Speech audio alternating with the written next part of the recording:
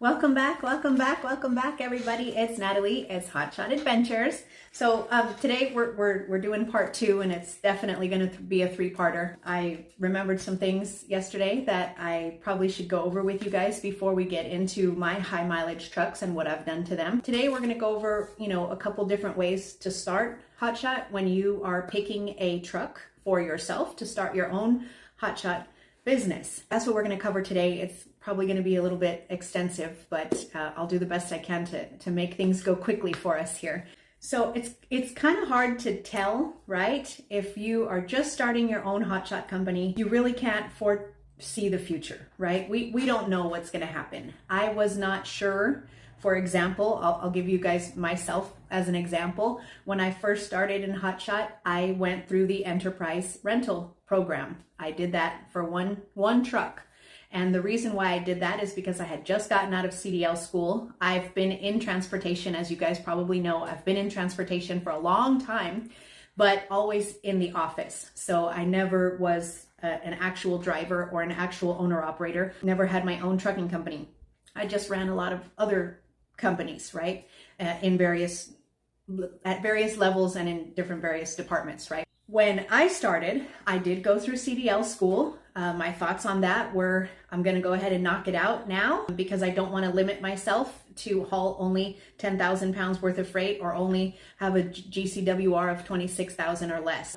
I went ahead and went to school, got my CDL, and I really wanted to do hotshot. I didn't necessarily want to jump into a big rig. I wasn't sure when I started if hotshot was going to gross me enough money to survive. My thought was, okay, let me rent a truck. Let me rent a truck for a while and see how that goes. And if it works out great, then I'll buy a hotshot truck. And if I don't make enough money, then I'll go buy a big rig, right? That was my basic thought process for that. We never know when we start how far this road is going to take us or which different routes we're going to end up on the transportation road. What a lot of guys do, and I'm going to just share this with you, what a lot of guys do that end up sticking with hotshot is they'll purchase a brand new truck, right? They're usually going to purchase a cab chassis. They're going to upfit it and do whatever they got to do. They're going to put fenders. They're going to put mud flaps. They're going to put the auxiliary tank. They're going to, put the fifth wheel or the gooseneck attachment, whatever they want. They'll pull out the back seats or pull out the front passenger seat and make a bed. And, there's all this upfitting that you have to do to run a hotshot truck, unless you're running it locally, which there is local work, but it's more so word of mouth. Otherwise, you're going to want to put a bed. You're going to need an auxiliary tank if you're running over 500 miles a day. They'll do all this upfitting, and they will get the cheapest possible truck that they can get with the least amount of extras on it, okay? Because believe me, you guys, I will tell you this. I don't care if you buy the top of the line Lariat or Limited or whatever they are, I don't care if high country, I don't care if you buy the top of the line truck. By the time you're done with that truck in 3, 4, 5, 6 years, the $10 or $15 or $20,000 that was put on top of the sticker price for all of the extras, it's not going to matter when the truck has 300, 400, 500,000 miles on it. The truck is still going to be worth maybe, $15,000 to $20,000 if it's still in decent condition. If it's got 500,000 miles on it, you would probably be lucky if you got maybe $12,000 for it after you've already paid it off from the bank and you actually have the title. So my best suggestion is don't get a basic bottom of the barrel, get automatic door locks and I guess, windows, but, or electric windows, but that's it.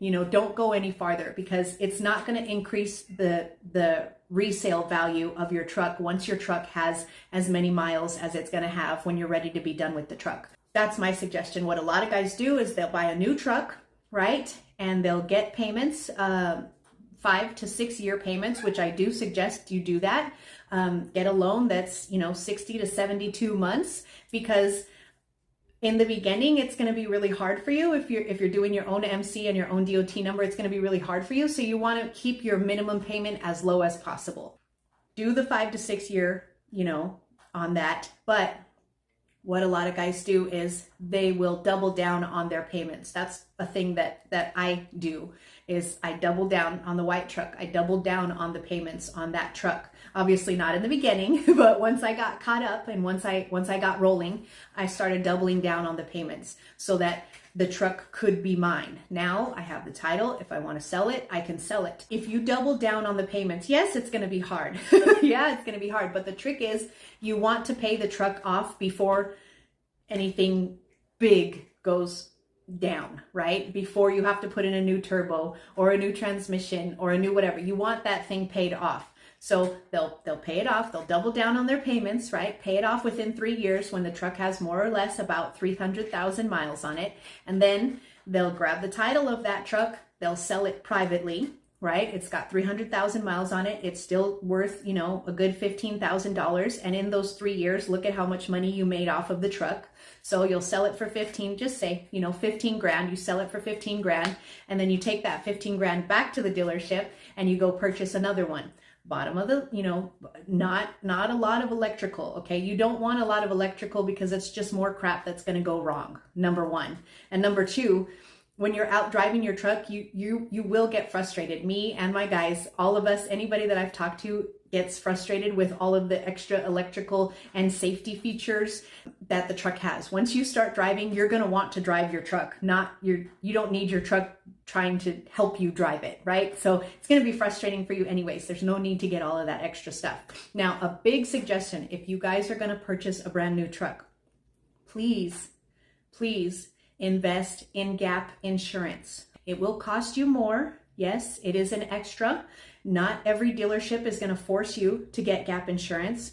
My best suggestion is that you get the gap insurance. It will cost you thousands, but it's going to be wrapped up into the loan. But should anything, God forbid, if anything happens to that truck, because we put on so much mileage so quickly on these trucks, if you still owe, after 2 years, if you still owe $60,000 on your truck and you don't have gap insurance and the truck catches fire on the side of the road, the bank is going to say, well, it was only worth $35,000, so you still owe us 20,000 plus, you still owe us on that. And then I'm sure if you're diligent, you can find a way out of that, but they are going to try and stick you with the bill just because of the mileage. So it's an ugly battle. If you have the gap insurance, you wash your hands of it and you walk away and it's over. You paid for the gap insurance. And likewise, I will tell you, if you're purchasing more than one hotshot truck in order to put a driver in it,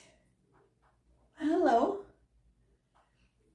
If you're purchasing more than one truck to put a driver in it, get the gap insurance. It's not you that's going to be operating the truck, so you need to make sure that all of your financial and business related bases are covered. It's not that we don't trust the drivers that we put in our trucks, but we need to make sure that, God forbid, if anything happens to that truck while it's not in my possession, while it's in somebody else's possession, that guy can walk away from it and I can walk away from it and we're still going to be okay. Guys, you don't want to purchase a truck, God forbid, have something go wrong in the first couple of years and then you can no longer use the truck. The truck is written off as a total loss, but the bank still tells you, well, you still owe us a bunch of money, so you just go ahead and keep paying that. So that's no good. You definitely don't want to do that. Gap insurance, not a lot of electronics, as cheap as you can possibly get it, okay? If you're gonna buy new, and pay it off as quickly as you possibly can. Double down on your payments. Double down while you can, every month that you can, because you want to pay that thing off.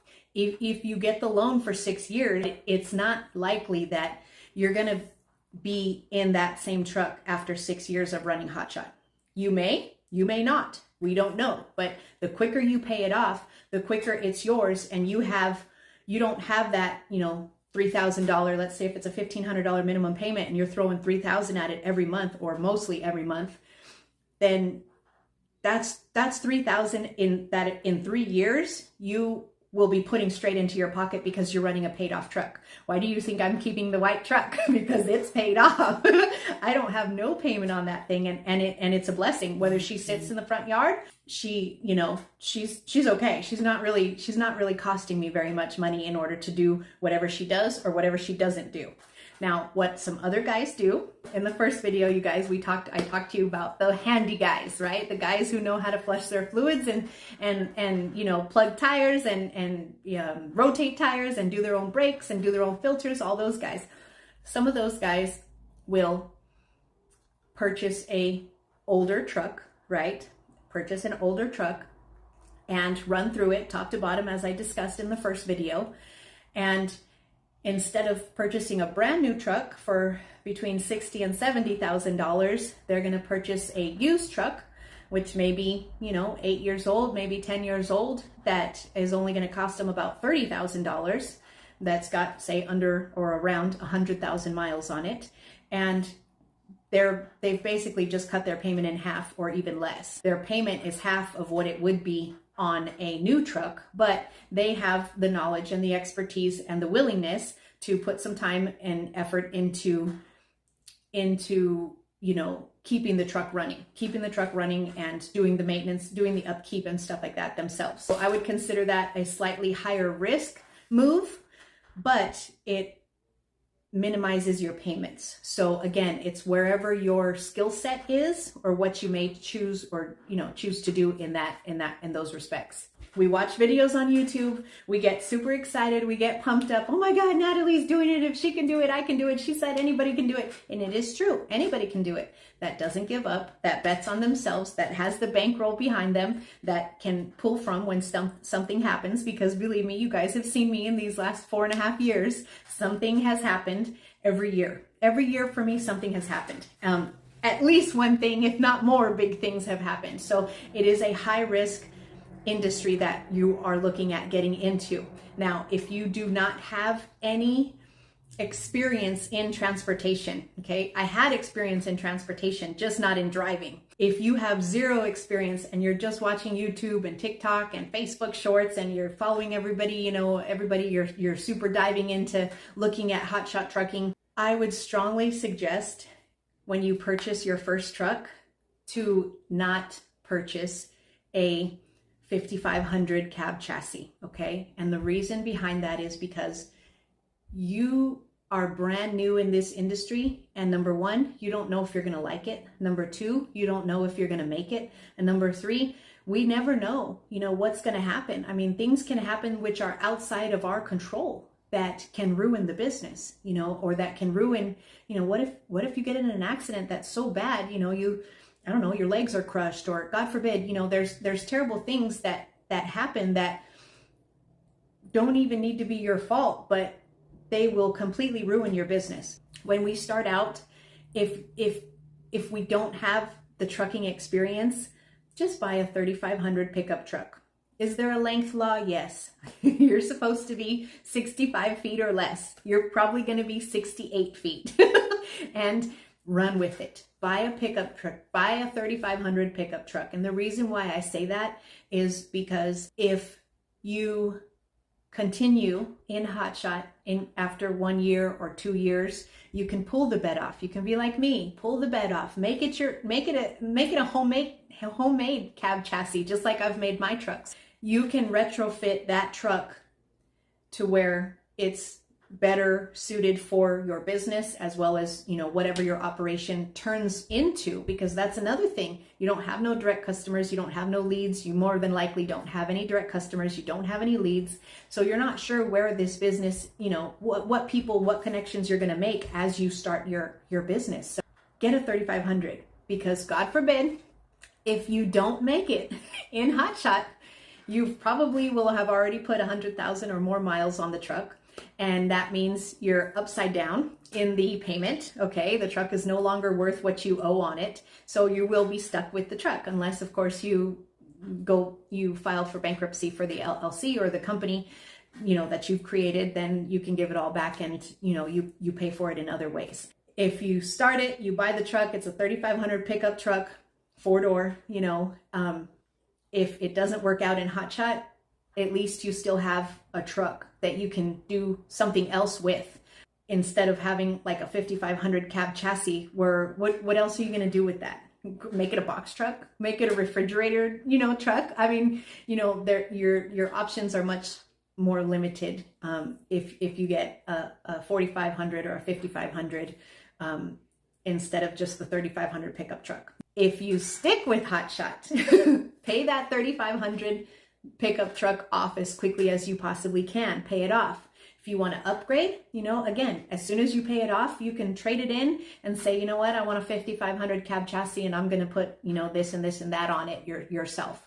Or if you stick with trucking, but you're, say, for example, I have Jefferson, for example, he's like 6'6", okay? He's a really big guy. And I don't know how he, keeps himself comfortable in his F550, but he makes the sacrifice, and does it. But in a lot of ways, he and I have spoken about him upgrading to a big rig. And the primary reason behind that is because he knows he's going to be more comfortable.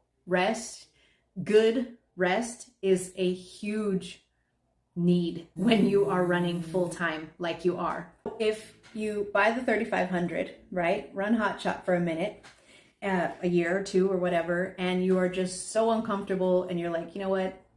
Hotshot is great. I love trucking. I love being over the road, but I'm not comfortable in this truck, right? Well, then you upgrade to a big rig and you have a badass personal truck to drive when you're at home. Either way, the point is you're more than likely, unless you go bankrupt, unless you bankrupt the LLC, you're still going to pay, you're still going to pay for that truck. So you might as well just keep the truck. So if you start at first with either a used or a new 3500 pickup truck, then it's not a huge loss if it doesn't work out for you for whatever reason, whether you upgrade to a big rig or whether you don't like Hotshot, or whether, the family doesn't like you being gone as much, whatever the reasons, at least you have a truck that's still a truck, right? You didn't go out and buy a 5500 that is useless, with a 203-inch wheelbase that's otherwise useless for just a regular badass truck that you can take the wife out to dinner, or, take the kids to their soccer games still. I mean, you still have a pickup truck. Please continue to do a lot of research. If you guys need me, sign up to the Patreon. I'm doing a Zoom meeting. You guys will see this video tomorrow, which is Saturday. I'm doing our monthly Zoom meeting on Sunday. So if you need help and you need to get a hold of me, we're doing a Zoom meeting on Sunday. Sign up for at least the $10 or more tier on Patreon, which is patreon.com/hotshotadventures. And I will help you through whatever you need help with. Do a lot of research. There's a lot of ways that this can go wrong. And there's a lot of costs involved in starting up. And there's absolutely zero guarantee. As I've told you guys 1,000 times, the only guarantee is the bills. The bills will keep coming. Whether you run, whether you're sick, whether you fell off your trailer and broke your leg, it doesn't matter. The bills will still come. So you guys really think about it, really consider it. And again, if you're just wanting to be self-employed and start a business, which maybe you can hand down and it can be generational, maybe your kids can take it over one day. There's a lot of other businesses that you can get involved with that are a lot safer and that will keep you a lot closer to home, and that are not going to cost you tens and tens and tens of thousands of dollars to start the business. You guys be safe. In the next video, I promise we'll go over my trucks. I gotta go pick up my truck from the shop, so that will be a part of the next video. You guys stay safe, take care. I'll talk to you soon.